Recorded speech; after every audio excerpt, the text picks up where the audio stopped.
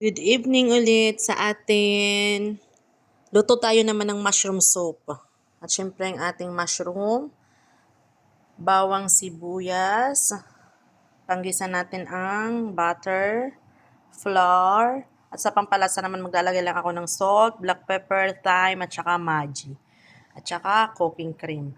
Let's Gora bells na tayo. Lagay na natin ang ating butter.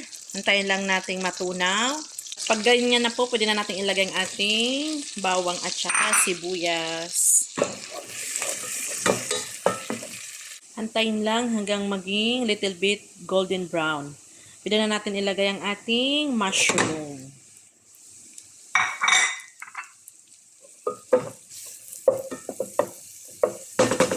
Pag ganyan na po ang ating mushroom, lalagay natin ang Maggi, black pepper, at saka ang ating salt. Pag ganyan na po ang ating mushroom, lagay na natin ang flour. Ang bango-bango po talaga niya habang niluluto ko. Sobrang bango ng amoy niya. Lagyan na rin natin ang thyme. Pagkatapos maglagay na tayo ng water therapy. Hintayin lang natin kumulo. At pag malambot na po, okay na po sa panlasa niya yung timpla. Lagay na natin ang ating cooking cream. Sa pampalasa naman po, nakadepende po yan sa inyo.